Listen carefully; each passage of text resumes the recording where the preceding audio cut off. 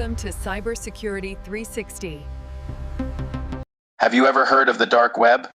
It probably conjures up images of shadowy hackers in hoodies, secret government plots, and mysterious online marketplaces. And while some of that isn't entirely wrong, the reality is a lot more complex and, frankly, a lot more interesting than most movies make it out to be. Today, we're going to dive deep, past the surface, and uncover the secrets, risks, and the surprising reality of the dark web. So grab your virtual flashlight because we're going on an adventure into the hidden corners of the internet. First things first, let's clear up some confusion. The internet isn't just one big thing, it's actually made up of 3 layers. You've got the surface web, which is everything you and I use every day. Think Google, YouTube, social media, anything a standard search engine can find. This is just the tip of the iceberg, estimated to be only about 4% of the entire internet. Then you have the deep web. This sounds spooky, but it's really not. The deep web is simply the part of the internet that's not indexed by search engines. This includes your online banking portals, your email inbox, subscription-based content, and corporate intranets. You access this stuff all the time. It's password protected for privacy and security, not for secrecy. It's the vast majority of the internet, a massive digital library that's private by design.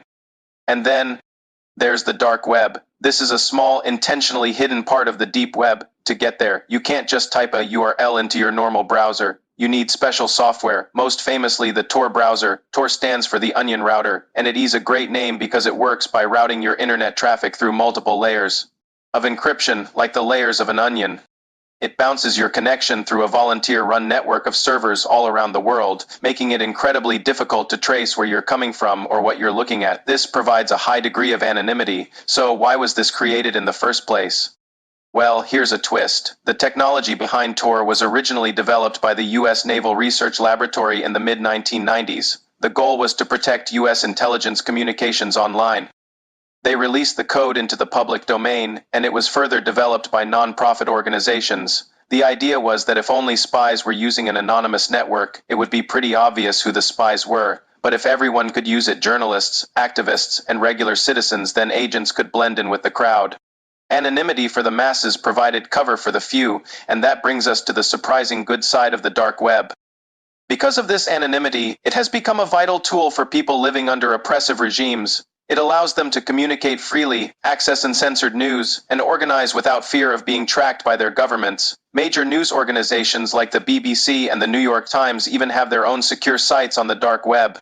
So whistleblowers and sources can share sensitive information safely. During events like the Arab Spring, the dark web was instrumental for activists on the ground.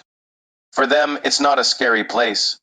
It's a lifeline for freedom of speech. But of course, we have to talk about the dark side, because that's what it's famous for. The same anonymity that protects journalists and activists also protects criminals. And this is where the real dangers lie. The dark web is notorious for its illicit marketplaces. The most famous one was probably the Silk Road, which was launched back in 2011. It was like an Amazon for illegal goods.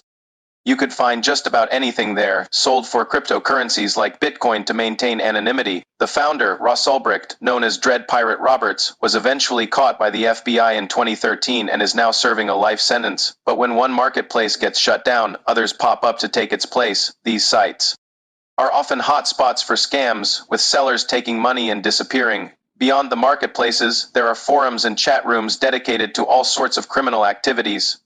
It's a place where illegal hacking tools are sold and cybercrime is planned. Scammers sell huge databases of stolen personal information, credit card numbers, social security numbers, login credentials from major data breaches. Think about that big company data breach you heard about on the news. Chances are that stolen data ended up for sale on the dark web. This is why it's so important to use strong, unique passwords for all your accounts. Now, let's address the elephant in the room. Is it illegal to just go on the dark web? In most countries, including the US and the UK, simply accessing the dark web using a browser like Tor is not illegal. It's what you do there that can get you into trouble. Browsing is fine, but engaging in illegal activities is, well, illegal. The real risk for a casual user isn't so much getting arrested, but rather stumbling into something you can't unsee or exposing yourself to serious cybersecurity threats.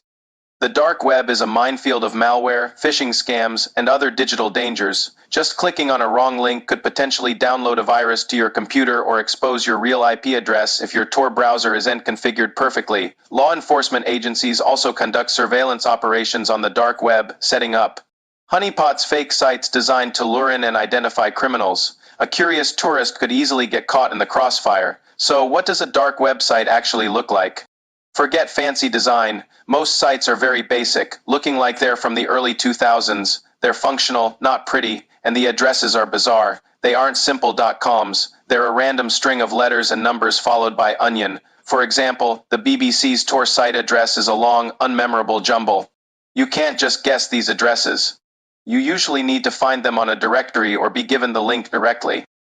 This whole ecosystem is built on a foundation of anonymity and trust, or rather, a lack of it. Cryptocurrencies like Bitcoin and Monero are the currency of choice because they are decentralized and harder to trace than traditional bank transfers. Reputation systems, similar to eBay's seller ratings, are used on marketplaces, but they can be easily manipulated. It's a high-stakes, low-trust environment. So let's recap. The dark web is not some mythical digital underworld. It's a real, tangible part of the internet built on powerful anonymity technology. It's a place of stark contrasts, a tool for freedom and a haven for crime. It empowers dissidents and journalists while also enabling the worst of human behavior. For the average person, there's really no good reason to go there. The risks far outweigh the curiosity. Protecting yourself is about practicing good digital hygiene on the surface web we use every day. Use strong passwords, enable two-factor authentication, be wary of phishing emails, and keep your software updated. That's your best defense against your data ending up in the dark corners of the internet. The story of the dark web is a perfect example of how technology is a double-edged sword. A tool created for protection can be twisted for crime. It serves as a powerful reminder of the ongoing battle between privacy and security, freedom and control in our increasingly digital world. It's complex, it's messy, and it's not going away anytime soon. Thanks for joining me on this journey into the digital shadows. It's a complicated topic, and we've only scratched the surface. If you found this interesting, hit that like button and subscribe for more deep dives into the world of technology. Stay safe out there, both online and off. See you in the next one.